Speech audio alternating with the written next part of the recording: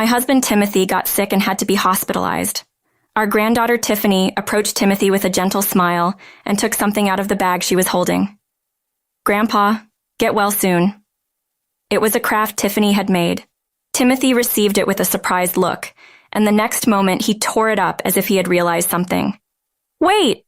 What are you doing, Timothy? Don't trample on Tiffany's feelings." But Timothy's eyes were cold. "Michelle, you don't get it." Prompted by Timothy, I also took the craft in my hands. Upon closer inspection, the well-made craft had a message that read, "I want to go shopping again when you get better, Grandpa." As I looked at the message, I remembered something that had happened just the other day. "I'm not good at making crafts," Tiffany had indeed said. In the heavy air, we all fell silent. "Tonight's dinner is gratin and vegetable soup." "Oh, that sounds like the wine will go down well. Please drink in moderation." A casual conversation between husband and wife that takes place every evening. I am Michelle, married to Timothy for 35 years. Timothy runs a construction company, and our life has been smooth sailing. "Dad, I actually got some good alcohol from a business partner today," whispered our second son, Brian, to Timothy. Brian had spent several years abroad, saying he wanted to study architecture during his college days, but now he lives with us. "That's my son. Let's have some right away." "Oh, Brian, don't spoil Dad too much." "Of course, I know." Brian was fascinated by the buildings Timothy worked on as a child, studied hard to become an architect, and achieved his dream of obtaining the necessary qualifications. Not only in his studies, but Brian was also popular and well-liked even when he was still a student. Timothy appreciated Brian's diligence and popularity and decided to make him the successor to the company. Brian has always been good at capturing people's hearts. It's nothing out of the ordinary. I smiled at Brian's shy smile and glanced at my mobile phone to see a text notification. The text was from our eldest son, David, saying, "I can't get long holidays, so I won't be able to come home for a while." He must be busy as usual. David studied for 4 years at university to become a physiotherapist, obtained his qualification, and started living alone immediately after graduation. Before Brian came to live with us, David would come home every time he had a long holiday. "I want to eat your cooking, so I'm coming home, Mom." Seeing David happily eating a lot of food was a joy for me. However, a new wind blew in the 3rd year of David living away from us. When I served David dinner during one of his usual visits home, he unusually left some food behind. "Thanks for the meal. You usually eat more. Are you feeling okay?" David hesitated a bit before responding. "I fell in love at first sight with a woman I met at a party. I've been thinking about her so much I can't sleep at night." Listening to the conversation, Timothy looked happy. "She's really beautiful. Since she was the most approached by men, I need to step up my game." "You'll be fine, David." Timothy placed his hand on David's shoulder and said encouragingly, "Thank you." After receiving encouragement from Timothy, David went back home and started dating Heather a month later. Their relationship seemed to be going well, and a year later, they decided to get married. I want the wedding to be grand since it's once in a lifetime. Along with the marriage announcement, Timothy called me for advice. "What kind of wedding do you want?" "Heather wants to do it in Hawaii." "Hawaii?" I was surprised by the unexpected answer and raised my voice. If I said I'm not good with planes, she got really upset and said, "Then let's have it at the biggest hotel in the city center." "Okay, I'll talk to Timothy about it." When I told Timothy, he was happy to have it at a famous hotel in the city center.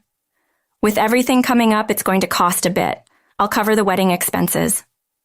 Thus, David and Heather's wedding was set to be a grand affair. Right before the wedding, when I first met Heather, she was indeed incredibly beautiful, and her constant smile was memorable. "It's nice to meet you. Thank you for covering the wedding expenses." Heather greeted us like that. "I'm happy to see you guys looking so happy together. Please take good care of David." "Yes." Seeing Heather respond so brightly, I thought we should build a good relationship. After the wedding went off without a hitch, David and Heather decided to build a house about 2 hours away from ours and started their new life. Initially, David seemed like he would come back to our house every vacation as before. Heather prefers to relax at home during vacations, so she's not keen on coming. He conveyed that through a text. I figured they wanted to spend time together as newlyweds. Around that time, Brian had returned home after getting his architect's license and started living with us again. A year later, when David and Heather had a daughter, they visited our house for the first time. She looks like Heather and is so cute. David and Heather introduced their daughter Tiffany with gentle smiles. Work keeps us busy. It's reassuring to have you guys nearby. We'll help as much as we can, so don't hesitate to ask if you're in trouble. Brian also nodded in agreement with our words. Thank you. I'm embarrassed to say I have a bit of a germ phobia and can't stay long in other people's houses, so I won't be able to visit so often. I see. We'd love for you to visit occasionally, but we won't push you. Thank you. After that, as Heather declared, she never showed her face at our house again. But David started calling us often instead. Mom, I need your help. We always welcomed David, who started conversations like this as if it were a catchphrase. We didn't interfere with their parenting, but we understood that David and Heather were busy, and spending time with Tiffany became our joy. Time flew by, and before we knew it, Tiffany was 9 years old and had grown close to us. On a day when we took Tiffany shopping in place of the busy David and Heather at the mall, Tiffany's eyes sparkled with interest in various things. Grandpa, what's that? Looking at a vendor selling balloons with a friendly smile, Tiffany asked curiously. That's called a balloon. It has air inside, and if you don't hold it tightly, it will fly away into the sky. Saying so, Timothy bought a balloon and handed it to Tiffany. Wow, it's so light. Tiffany danced around happily, laughing. Amazing, right? Grandpa, thank you. After that, Timothy kept buying things that caught Tiffany's interest. A few days after a delighted Tiffany went home, we received another call from David. I might be late again today. David sounded apologetic, but we told him not to worry as we had already found several places where Tiffany could play. This park is spacious, so you can play a lot here. When Tiffany came to our house, we all went to the park, and Brian proudly spread his arms wide. Yay! I want to ride the swing. All right, let's have a swing contest. Brian doted on Tiffany, playing with her to his heart's content as if she were his own daughter. Tiffany enjoyed running around, so it seemed she could have a lot of fun even at the park. On such a day when we were spending time with Tiffany every week, Timothy unusually started coughing nonstop from the morning and seemed to be in pain. Timothy, are you okay? Yeah, it must be the dry air. Timothy tried to brush it off as nothing, but no matter how much water he drank or how many candies he sucked on, the coughing didn't subside. Dad, I'll take you to the hospital. I'm fine. Despite Timothy's bravado, his cough only got worse. Finally, he collapsed, coughing violently and spitting out blood. Timothy! Dad! Brian immediately rushed to Timothy, desperately calling out to him, but Timothy seemed unconscious and did not respond. Panicking, I called an ambulance, and Timothy was taken to the hospital with Brian and I following behind. Upon arrival at the hospital and after receiving immediate treatment, fortunately, Timothy was not diagnosed with a serious illness and was told he could be discharged in a few days. However, Timothy needed to rest for a while. I went back home once to gather the necessities for his hospital stay and also informed David about it. Don't push yourself too hard. Tearing up, I held Timothy's hand. Yeah, I'll be careful. You'll get better soon, Dad. Relieved that Timothy could respond properly, we decided to return home. A few days later, Tiffany came to visit with David. Dad, are you okay? Yeah, you must be busy. Thanks for coming all the way down here. I'm relieved to see you're doing better than I thought. While David and Timothy spoke in a calm atmosphere, Tiffany unusually remained silent. Tiffany, say hello to Grandpa. Usually, Tiffany would greet us with a flower-like smile the moment she saw us, but even when prompted by David, she wore a stern expression. Thinking that Tiffany might be nervous because it was her first time in a hospital, I cheerfully said to her, Tiffany, you're wearing a lovely dress today. Tiffany was wearing a dress I had given her as a Christmas present. Thank you. Seemingly distracted by the compliment on her dress, her stern expression finally faded. Then Tiffany smiled, took a step towards Timothy, and took something out of the bag she was holding. Grandpa, get well soon. It was a craft Tiffany had made. Timothy received it with a surprised look, and the next moment, he tore it up as if he had realized something. What? Wait, Timothy, what are you doing? Don't trample on Tiffany's feelings. However, Timothy's eyes were cold. Michelle, don't you get it? Prompted by Timothy, and I also took the craft in my hands. Upon closer inspection, the well-made craft had a message that read, I want to go shopping again when you get better, Grandpa. It wasn't made by Tiffany. In the chilly and heavy air, we all fell silent. While looking at the handwriting on the message, I remembered something that had happened just the other day. On a day reported by the news to have record-breaking cold weather, David called as usual. Sorry, Tiffany's come down with a fever, and neither Heather nor I can come back right away. That's tough. I'll come pick her up right away. Tiffany, who had caught a cold, was left in our care and had been bedridden for a while. Get well soon. While taking care of her meals and clothing, I spent my free time making crafts for kids. Gradually, Tiffany, who had been semi-conscious, began to recover. Grandma? Tiffany, finally able to speak, blinked a few times and then looked at the craft I had made. What's that? This is a craft I made hoping you'd get better from your illness. That's amazing. I'm not good at making crafts. Oh, is that so? Let's do it together when you're feeling better. Yeah, Grandma, thank you. Tiffany had indeed said that. Not much time had passed since that day, and it was only last week that she had recovered enough to move around. Even if she had learned to make it by researching, the craft in front of us now was far better made than the one I had created. Not only that, but while the handwriting on the message resembled it, it was subtly different from the letters I received from Tiffany. Tiffany, it's okay. You can tell me who prepared this. In response to Timothy's question, Tiffany only bit her lip and shook her head. Tiffany. As Tiffany remained silent no matter how much we asked, Timothy sighed lightly and turned to David. David, all the receipts for the things I've bought Tiffany are kept at home. What? What's wrong all of a sudden? David, still clueless, looked at Timothy with a puzzled expression. Check the house for the items on the receipts when you get back. If they're not there, check the security cameras. What? In fact, we had been feeling something was off with Tiffany for a few months. Usually keen on new discoveries and always playing wholeheartedly at the park, her behavior gradually changed.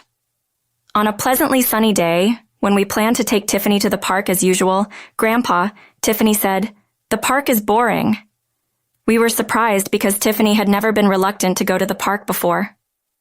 Tiffany, are you feeling unwell? I asked. No, I just want a new toy. What about the play kitchen we got you last time? I inquired. That's not fun anymore. Tiffany, who had never been whiny or demanding before, made us think something was really up. I see. Maybe Tiffany has outgrown it, or it's not suitable for her age. Initially, Timothy, facing Tiffany's first act of whimsy, indulgently bought her a new toy. However, Tiffany started to complain more frequently after that. Grandpa, I already finished that game you got me last time. Really? But it's only been a week. I think you might be playing too many games. We usually didn't comment on David's parenting style, but this made us question it. Did you enjoy the game that much? Yes. All right then, Tiffany. Pick whatever you want next. Timothy, indulgent with Tiffany, bought her a new game.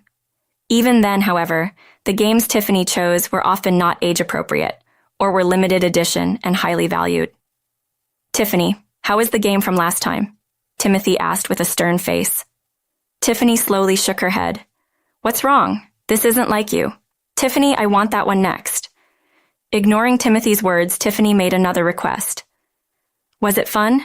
You must have felt something. Tiffany remained silent, just nodding slightly. If you can't share your thoughts, I won't buy a new game. It was fun, Tiffany seemingly panicked, finally responded, making even Timothy sigh. Can you promise Grandpa not to play games too much? Yes, I promise. While Timothy continued to buy Tiffany new games, he grew suspicious of her behavior and kept the receipts. Even as Tiffany requested more games, toys, and clothes, she rarely shared her thoughts on them. Timothy, not wanting to see Tiffany sad but also not wanting to spoil her, gradually reduced the frequency of his purchases. Afterwards, I handed David a stack of receipts, leading to an unexpectedly shocking revelation. Dad, Mom, I've never seen any of these items. On the day Timothy was discharged from the hospital safely, David and Tiffany came to our house and said that, "I knew it, but that's not all." David turned to Tiffany and fell silent. Tiffany said, "Want to play with me?" Brian quickly took Tiffany out of the room, showing quick thinking. David then pulled out his mobile phone and showed us footage he had recorded from the security cameras. "Okay." Tiffany asked Grandpa nicely. "Okay, yes." The footage contained Heather instructing Tiffany to ask for expensive items. What a thing to do! Timothy couldn't hide his shock. But there was more to the footage. You can't possibly play with all these things you got by yourself, right? This is something precious I got for my birthday. Be quiet. What's yours is mine. I won't let you have all the fun. The footage recorded. Heather taking away things bought for Tiffany, yelling at a confused Tiffany, "You should be grateful I'm taking care of you," as she forcefully took away clothes Tiffany had.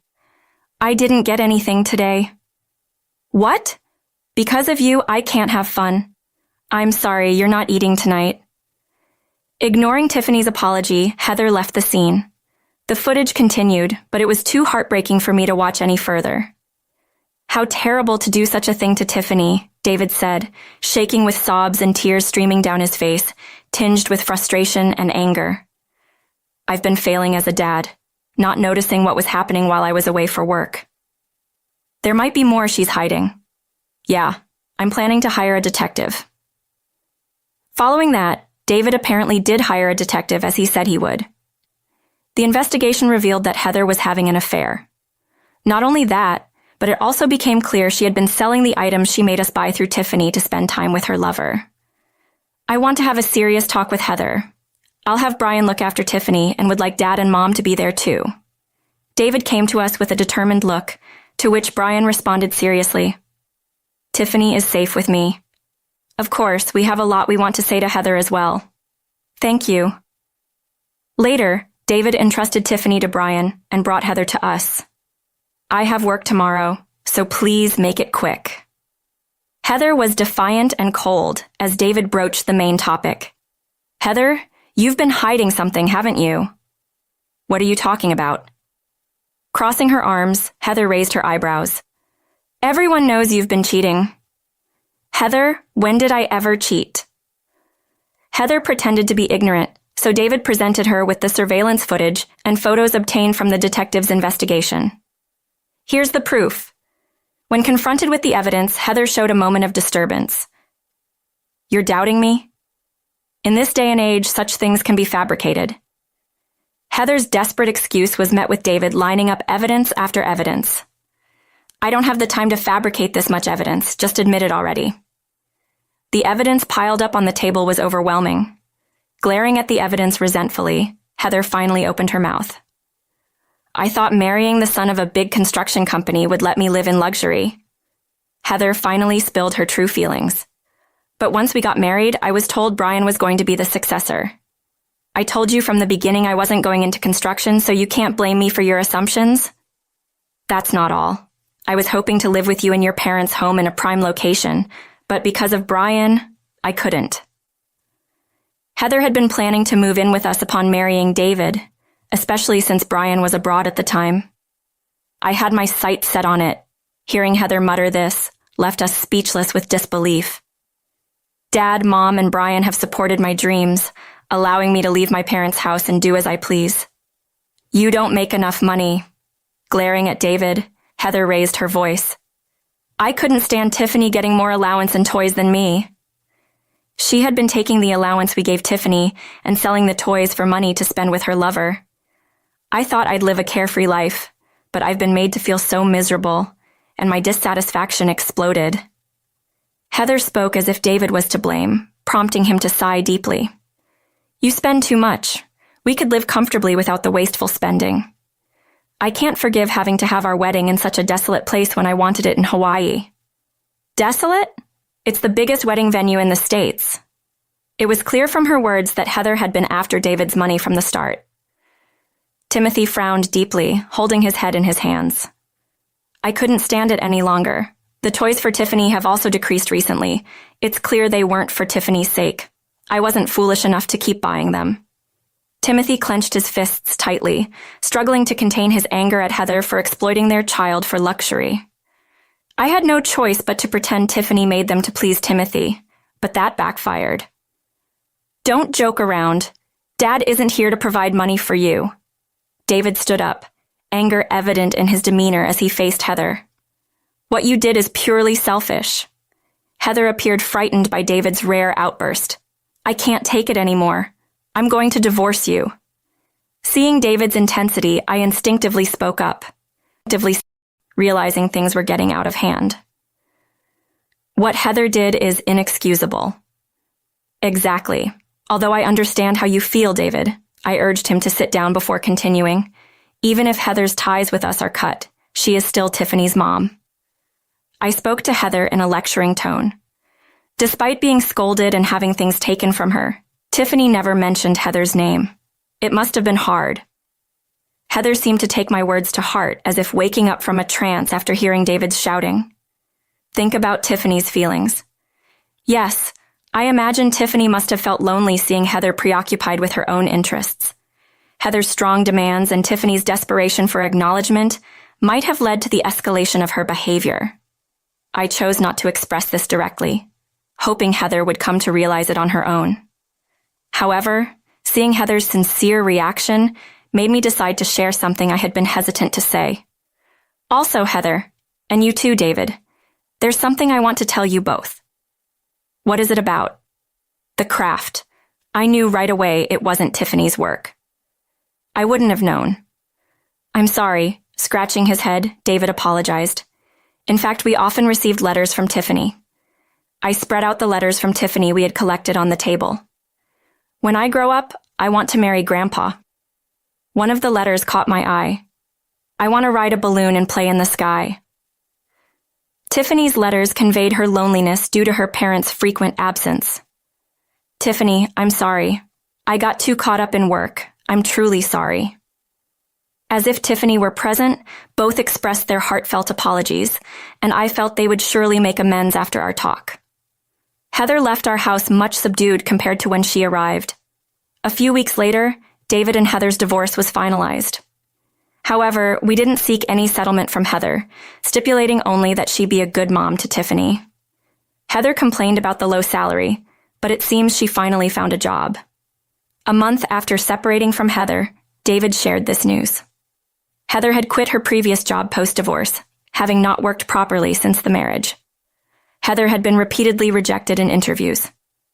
Well, if she's feeling the difficulty of working, that's good to hear. David's sentiment reflected his own journey to achieve his dreams, warming my heart. I want to make more time to talk with Tiffany. Things will get tougher from here, so why not move closer to our home? Yeah, I'll do that. David quickly found a place near our home and moved in. After the move, we received a letter from Heather. I struggle to learn my job and get scolded every day, but I won't give up on being a good mom. She's having a tough time. That's what being an adult is all about. Timothy's words conveyed support and expectations for Heather. Once I save up, I want to buy toys for Tiffany. The letter ended with Heather's firm resolve. I hope she works hard and has a change of heart. With my words, Timothy nodded firmly. Since the move, Tiffany has been visiting our home more often. The reduced travel time made it easier for us to support David and Tiffany, who appeared to have a more stable life. However, Tiffany sometimes looked lonely, which worried me. It's inevitable, but Tiffany must be feeling the absence of her mom. While watching Tiffany play with Timothy and Brian, I shared my thoughts with David. Yeah, she sometimes talks about mom in her sleep. Honestly, I feel guilty. We'll continue to support you, so just let us know what you need. David smiled. Mom, thank you. Please stay healthy. Though unspoken, I hoped that one day a reformed Heather would come to visit Tiffany. All right, everyone's presentations are done, Nick, the manager, said as he tried to move the discussion forward. Excuse me, I haven't. I recently found out something. Nick interrupted me and began to speak. There's apparently someone in this department who didn't graduate high school and is just a part-timer. Meetings should be for employees only. Absolutely right. His lackey, Mike, of course, agreed with Nick. I'm leaving. After leaving the meeting room, I started to shut down my computer. I noticed that an email had arrived, not in my personal inbox, but in the company's shared email. Thinking, there's no point in speaking up, no one will listen, I went home quietly. The next day, I heard a commotion from Nick's desk. He was staring at his computer screen, his face pale. Nick? Is something wrong? Mike looked at the screen with him. And he turned even paler than Nick. Why is he so angry? Knowing the reason for Mike's distress, I thought to myself, serves them right. My name is Adam. My mother passed away when I was in the 9th grade, and I was raised by my father. Well, you could hardly call it being raised. After my mother passed, my father changed. He drowned his sorrows in alcohol, and though he still went to work, he squandered our living expenses on horse racing. Because of that, I had to start working part-time as soon as I entered high school. Every month, I went to the convenience store with bills in hand that couldn't be auto-deducted from my father's account. Even though I endured it because I didn't want to be alone, I reached my limit in my 2nd year of high school and dropped out. I found a live-in job at a distant inn. Thank you for everything. The day I left home, my father, still staring at the TV, spoke. Take care. That was our last conversation. Back then, 18 wasn't the age of majority, so I needed my father's permission to work, and I couldn't hide my place of employment. Yet, my father never visited me even once. I kept working just to survive, and before I knew it, I was 42. Years of hard work paid off, and I was transferred to the headquarters. I was thrilled to be recognized by the company, as I thought I'd be working in the field until retirement due to my lack of formal education. Listen up. Our work can change the future of our employees. Don't drag us down. On my first day after the transfer, Nick, dressed in an expensive suit, spoke sternly. There was a reason for this. Our inn was located in a prominent tourist destination, known so well that everyone in the state could sing its commercial jingle. At its peak, we had 5 locations within the state. But that was long ago. Due to financial difficulties and aging facilities, only the place where I had worked for many years and the original establishment remained. I was prepared to lose my job anytime, but now there was a glimmer of hope. With the rise of social media, the tourist area where the inn was located started gaining attention again. Depending on how hard the sales department, where I was transferred, worked, we could either thrive or be forced to give up this prime location to the new hotel chains continuously popping up. For Nick, who had switched careers from another industry to strengthen our sales, this was a battle he couldn't afford to lose. I understood why he had to be strict. I will do my best. Nick sneered at my enthusiastic declaration. Did you not hear what I said? I'm sorry. I thought I was listening carefully. Out of habit from years of customer service, I apologized reflexively, though I had no idea what had offended him. Someone was watching me with a smirk. In this department, there are those who are expected to excel and those who have been shoved here because they have nowhere else to go. You are the latter. It was Mike, the section chief. He's 7 years younger, at 35. But he was called to headquarters much earlier than I was and had been moving around within the headquarters ever since. I'm not jealous, but I can't accept that he's my boss. Graduating from a prestigious university, he has an unusually high pride and caused many problems as a newbie, making things very difficult for me when I was the front desk leader. When I found out Mike was transferred to the sales department a month before me, I was disheartened. Mike is right. With just a middle school diploma, there's not much you can do. Don't even think about achieving results. As if I didn't exist, Nick remarked, I'm thirsty. Mike eagerly ran to the coffee maker. It seems Mike is Nick's lackey. I regretted being happy about my transfer to headquarters, wishing I had stayed on site forever. Send a direct mail to every company on this list by the end of the day. Nick only assigned me tasks that even a new graduate could handle. What? There are over 1,000 companies.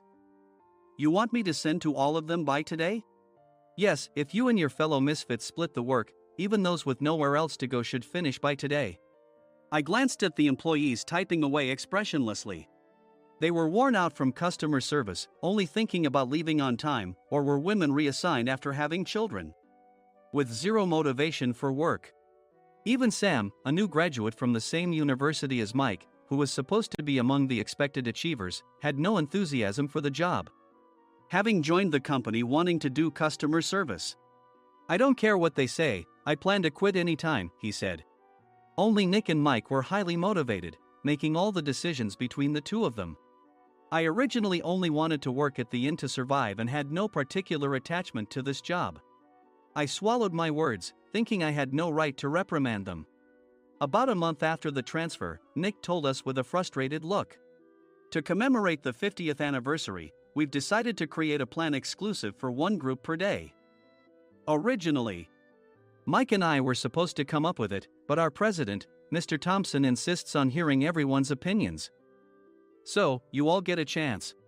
As Nick explained, Mike began handing out prints. Make sure not to embarrass Nick. If your ideas are half-baked, you'll have to redo them. It seemed that they had printed his handwritten notes by Mr. Thompson, which included several questions and a section for free responses.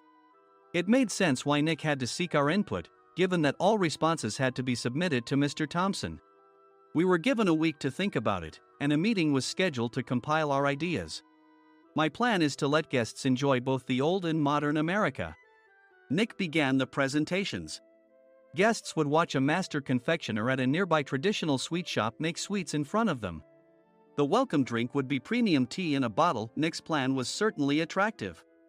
After his presentation, Nick called on us to present in the order we were seated. Just as I stood up for my turn. All right, everyone's presentations are done. Excuse me, I haven't. I recently found out something. Nick interrupted me. There's someone in this department who didn't graduate high school and is just a part-timer. He was likely talking about me. I joined the company as a part-timer and was made a full-time employee when I turned 20. That was 20 years ago, so Nick and Mike probably had no chance to know until recently. Meetings should be for employees only. Absolutely right. After that, Nick kept creating opportunities to solicit everyone's opinions, purposefully excluding me from speaking. The meeting unexpectedly heated up and went past the scheduled end time. A few people asked to leave, and the discussion continued with the remaining few. Still here?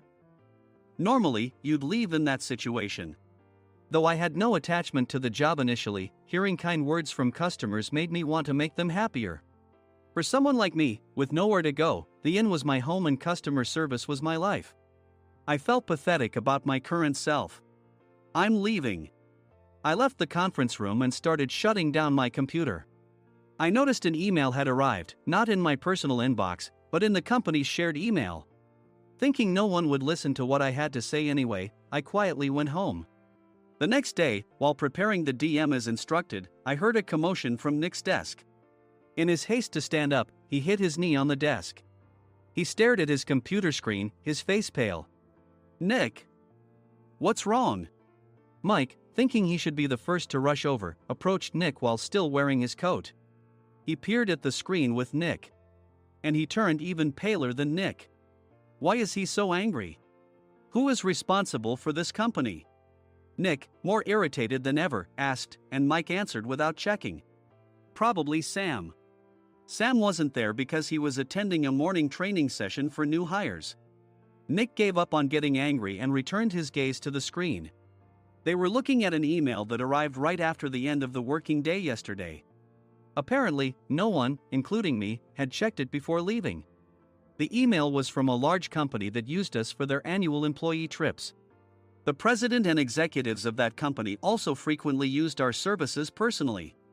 President of the company, Mr. Mason himself, had declared that neither he nor his company would ever use our services again.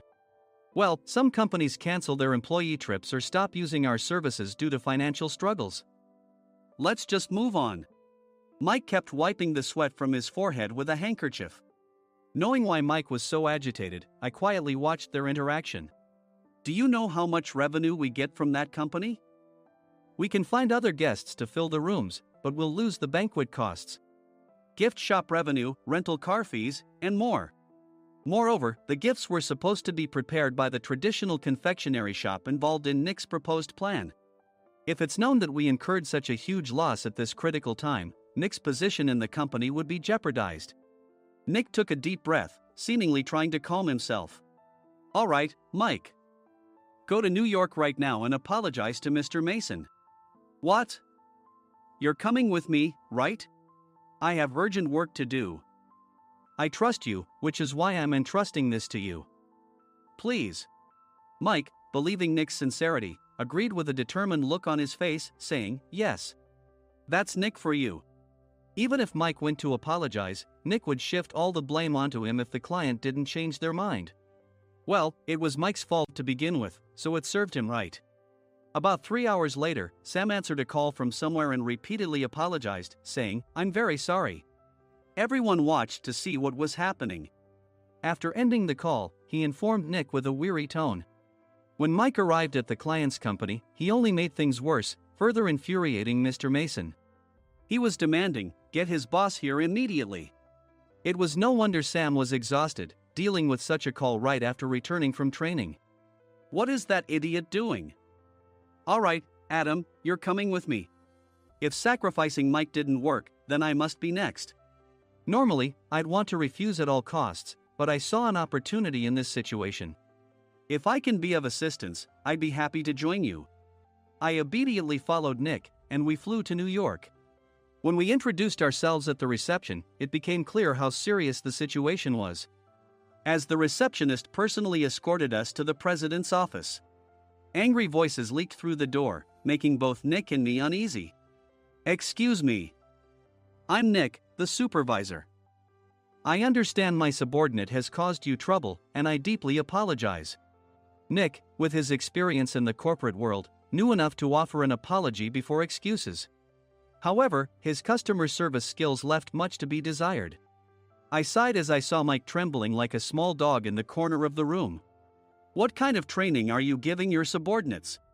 Mr. Mason glared at Nick with a red face. The intensity of his gaze made even Nick take a step back. Regrettably, I joined this company only 2 years ago and was unaware of Mike's issues. I should have identified his shortcomings sooner.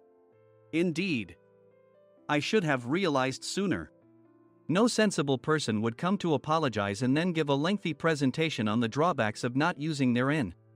Nick froze, his mouth slightly open. Suspecting the worst, I picked up the documents that had fallen to the floor. It seemed Mike hastily prepared these documents on the plane, listing the disadvantages. Disadvantage 1: if you change the venue for the company trip, employees might suspect it's for cost-cutting reasons, leading to a negative impression. Reading it aloud half-jokingly, Nick snatched the papers from my hand and checked the contents with a furious expression. Among the stack of documents was a receipt from a nearby convenience store's copy machine. I felt a pang of dread, hoping he hadn't shown the receipt as well. What do you think he said when I asked what kind of nerve he had to do this? I'm very sorry. Faced with the dire situation, Nick must have thought there was nothing left to do but apologize. In a voice smaller than I'd ever heard from him, he uttered words of apology. He said, I'm a Harvard graduate. I don't believe I said anything wrong. Mike! What have you done?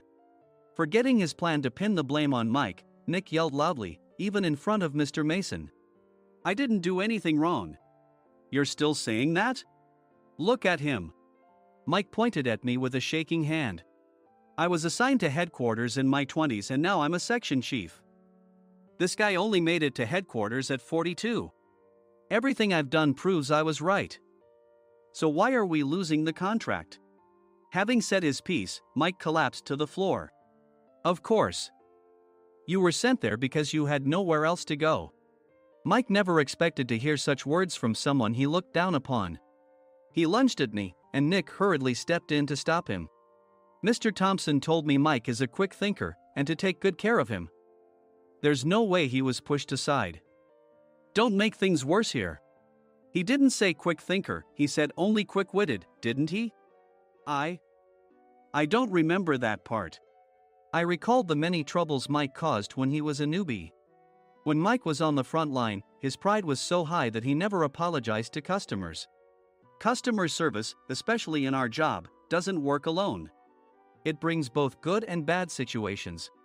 If the front staff or housekeepers made mistakes, or the cleaning company didn't properly clean a room, one had to apologize to the customers regardless of personal fault. Mike, in such situations, would never apologize, insisting he wasn't at fault. This often angered customers, and as the front desk leader, I frequently had to apologize on his behalf. He caused complaints and disrupted operations, which is why he was quickly moved to headquarters. In departments where he didn't interact directly with customers, his quick thinking was beneficial and things went well. But it seemed his flaws were starting to show. Corporate reservations are supposed to be entered into the system by the sales representative. But a quick check yesterday revealed that more than 10 items were missing from the client's reservation. The handover document clearly stated what needed to be prepared.